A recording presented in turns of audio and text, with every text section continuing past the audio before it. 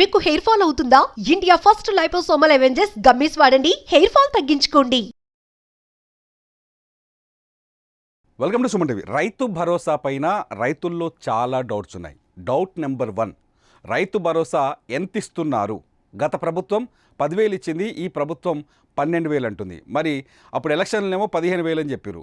ఇంతకీ ఎంత ఇస్తున్నారు? ప్రశ్న నెంబర్ 1. రెండోది వచ్చేసి సాగు చేసే భూములకు మాత్రమే రైతు భరోసా ఇస్తాం, సాగు చేయని భూములకు ఇవ్వము అంటున్నారు. మరి సాగు చేసే భూముల్ని ఎలా గుర్తిస్తారు? ప్రశ్న నెంబర్ 2. ఇక ప్రశ్న నెంబర్ 3కు వస్తే సాగు చేసే భూముల్లో రకరకాలుగా ఉంటాయి. కొందరేమో ఈ పంట వేస్తారు, వచ్చే పంట వేయలేరు. ఎందుకంటే కొన్ని చోట్ల నీళ్ళు అందుతాయి, కొన్నిసార్లు అందాయి. సాగుకు యోగ్యమైన భూమి కూడా ఉంటుంది, కానీ ఆ భూమిలో పంట వేస్తారు, ఒకసారి వేయరు. ఓసారి ఎకరం పడుతుంది, ఒకసారి అర్ధ ఎకరం పడుతుంది, ఒకసారి 2 ఎకరాలు పడుతుంది, ఒకసారి 3 ఎకరాలు పడుతుంది. మరి ఈ భూముల పరిస్థితి ఏంది? దీన్ని ఎట్లా కొలుస్తారు? మూడోది వచ్చేసి చిలకల పంటలు ఉంటాయి. చిలకలు అంటే కందులు, సజ్జలు, జొన్నలు, ఆముదాలు, పత్తి ఇట్లాంటివి వేస్తారు తెలంగాణలో. మరి ఈ పంటల పరిస్థితి ఏంది? వీటికి కూడా రైతు భరోసా వస్తుందా రాదా? ఎందుకంటే ప్రభుత్వం మొన్న ఏదైతే నిర్ణయం తీసుకుందో అందులో సింగిల్ మాటలో చెప్పింది ఏంటంటే సాగు చేసే భూములకు మాత్రమే రైతు భరోసా ఇస్తాం, సాగు చేయని భూములకి వేయము అన్నారు. ఈ కేటగిరీని ఎలా చేస్తారు? ఇటువంటి ప్రశ్నలు రైతుల్లో చాలా ఉన్నాయి. వాళ్ళందరికీ కొంత నాకు తెలిసినంత వరకు క్లారిటీ ఇచ్చే ప్రయత్నం చేస్తాను. ప్రభుత్వం నుంచి వచ్చిన లేటెస్ట్ సమాచారం ప్రకారం చాలా స్పష్టంగా ప్రభుత్వం ఈ నెల 20వ తేదీ నుంచి 26వ తేదీ వరకు ఈ నెల 20వ తేదీ వరకు ప్రభుత్వం తెలంగాణలోని గ్రామ సభలు, ప్రతి గ్రామంలో గ్రామ సభ నిర్వహించాలనే నిర్ణయం తీసుకుంది. ఈ గ్రామ సభలు ఎందుకంటే సాగు చేసే భూముల లెక్క తేల్చడం కోసం. చాలా స్పష్టంగా ఈ గ్రామ సభలో ఏం చెప్తారు? సాగు చేస్తున్న భూముల లెక్కల్ని తేలుస్తారు. దీనికి అగ్రికల్చర్ అధికారులు మీ ఊర్లోకి వచ్చే అవకాశం ఉంది, చూసుకోండి. మీ భూములు ఎంత సాగు అవుతున్నాయో వివరణ ఇవ్వండి. అయితే సాగు చేసే భూముల్లో మరి గతంలో పంట వేసే, ఈసారి పంట లేకపోతే దాని కథ ఏంది అనే ప్రశ్న చాలామందికి ఉండొచ్చు. గుర్తుపెట్టుకోండి, సాగు చేసే భూమిని ఎలా కొలుస్తారంటే, ఇప్పుడు నీకు ఒక 10 ఎకరాల భూమి ఉందనుకోండి. 10 ఎకరాల భూమిలో నీకు 10 ఎకరాలు ఉంటే 10 ఎకరాలలో నీకు 5 ఎకరాలే వాడుతుంది. 5 ఎకరాలు పంట వస్తుంది, మిగతా 10 ఎకరాలకు నీళ్ళు లేవు. ప్రతి ఏడాది నువ్వు మొత్తం నీకు 10 ఎకరాల భూమి ఉన్న రాళ్ళు, రప్పలు, గైరాన్లు, శలకలు ఇవన్నీ పోగా కేవలం 5 ఎకరాలు పంట పండిస్తాం అనుకోండి. ఆ 5 ఎకరాల్లో ఈ పంటకి 2 ఎకరాలే వాడుతుంది. 2 ఎకరాలే వాడుతుంది అనుకోండి. అప్పుడు ఏం జరుగుతుంది? ప్రభుత్వం ఎలా భావిస్తుంది అంటే, నీ 10 ఎకరాల భూమిలో సాగు చేసే భూమి 5 ఎకరాలు అయితే 5 ఎకరాలకి రైతు భరోసా ఇస్తుంది. మిగతా 2 ఎకరాలు ఉంటుంది కదా, మిగతా 5 ఎకరాలు ఉంటుందిగా, అది సాగుకు యోగ్యంగా లేదు అనుకోండి. ఆ యోగ్యంగా లేని భూములకి రైతు భరోసా ఇవ్వదు. అంటే గుట్టలు కావచ్చు, రాళ్ళు కావచ్చు, బోలు కావచ్చు, బండలు కావచ్చు, వైశాల్యంలో వీటిని భూమి కిందనే చూపిస్తాం మనం. కాబట్టి సాగుకు యోగ్యం లేని భూములకి రైతు భరోసా ఇవ్వదు. చాలా క్లియర్గా గుర్తుపెట్టుకోండి. 10 ఎకరాలలో 5 ఎకరాలు సాగుకు యోగ్యంగా ఉంటే ఆ భూమికి రైతు భరోసా ఇస్తారు. సాగుకు యోగ్యంగా లేకపోతే ఆ భూమికి రైతు భరోసా ఇవ్వరు. ఇక రెండో ప్రశ్నకు వస్తే, ఈ పంట 2 ఎకరాలు వాడింది, వచ్చే పంట 5 ఎకరాలు వాడుతుంది. అయినా పర్లేదు, నీకు సాగుకు యోగ్యమైన భూమి 5 ఎకరాలు ఉంది కాబట్టి ఎన్ని ఎకరాల్లో పంట వేసినా మిగతా దాంట్లో పంట వేయకపోయినా ఆ భూమికి పూర్తి స్థాయిలో రైతు భరోసా అందిస్తారు. రైతు భరోసా ఖచ్చితంగా అందిస్తారు. ఇక రైతు భరోసా అందించని భూములు కొన్ని ఉన్నాయి. రైతు భరోసా దీంట్లో టెన్షనే లేదు. ఇకపోతే గుర్తుపెట్టుకోండి, గైరాన్లు, రాళ్ళు, బోళ్ళు, మన ఊళ్ళలో నాలాలని కన్వర్ట్ చేసుకున్నాక భూమికి నాలా కన్వర్షన్ చేస్తాగా, నాలా కన్వర్షన్ అయిన భూములు, రోడ్లు సర్వే నెంబర్లో ఉండి రోడ్లు ఉన్న భూములు, ఇటువంటి భూములకి రైతు భరోసా వెయ్యరు.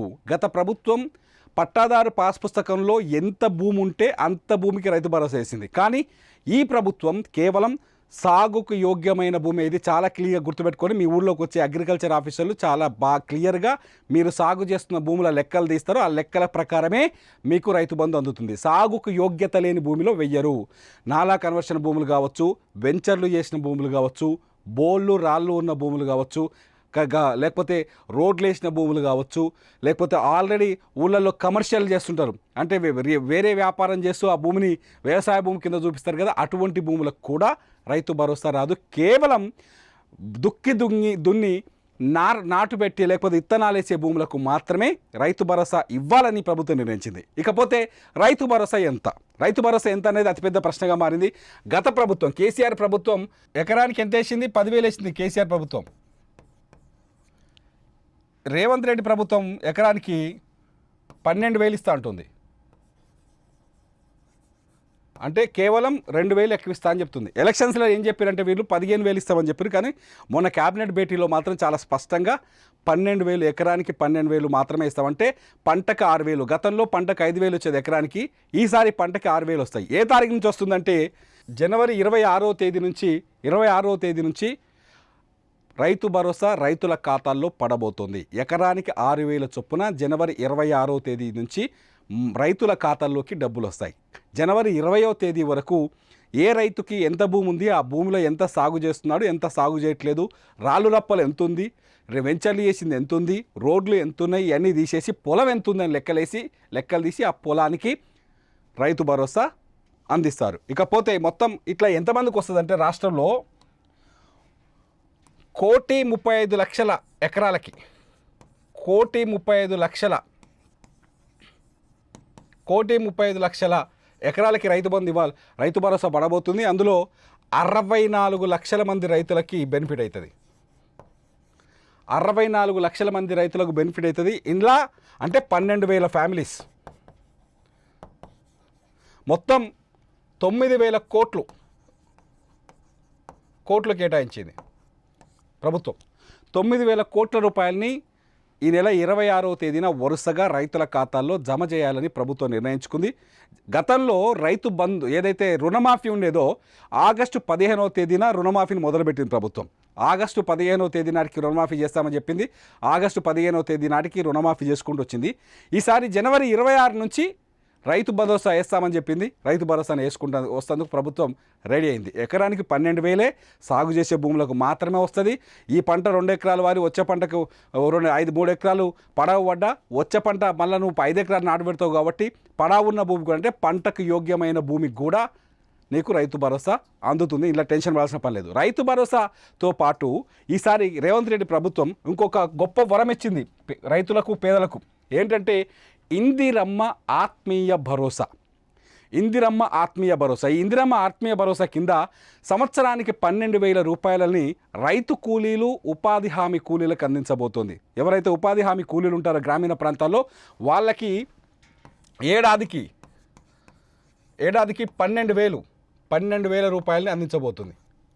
గతంలో రేవంత్ రెడ్డి ప్రచారం చేసేటప్పుడు కొన్ని ఊళ్ళల్లో కూలీలు వాళ్ళకు భూములు లేవు, తినడానికి కూలీ దొరికితే కానీ ఫుడ్ లేదు, ఇట్లాంటి అనేక ఆవేదపూరితమైన కథనాలు ఆయన కళ్ళకు కనిపించడంతో అప్పుడే రేవంత్ రెడ్డి హామీ ఇచ్చారు. రైతు కూలీలు కానీ ఉపాధి హామీ కూలీలు ఎవరైతే ఉన్నారో వాళ్ళకి ఎకరానికి సంవత్సరానికి 12,000 ఇవ్వబోతున్నారు. అంటే వాళ్ళకు కూడా రైతు భరోసాకి ఈక్వల్గానే డబ్బులు రాబోతున్నాయి. మనకి ఎకరం భూమికి ఎంత వస్తాయో ఒక్కో రైతు కూలికి 12,000 రూపాయల ఇందిరమ్మ ఆత్మీయ భరోసా అందుతుంది రైతు కూలీలకి.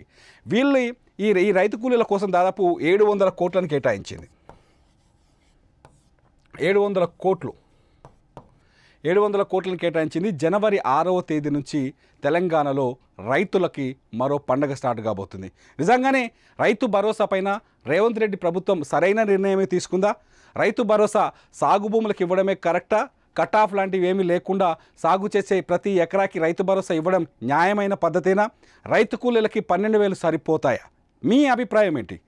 రైతు భరోసాపై రేవంత్ రెడ్డి ప్రభుత్వం తీసుకున్న నిర్ణయంపై మీ అభిప్రాయం ఏంటి? ఈ వీడియో కింద కామెంట్ చేయండి. ఖచ్చితంగా మీ కామెంట్స్ పైన మరో వీడియో చేస్తా. చూస్తూనే ఉండండి సుమన్ టీవీ.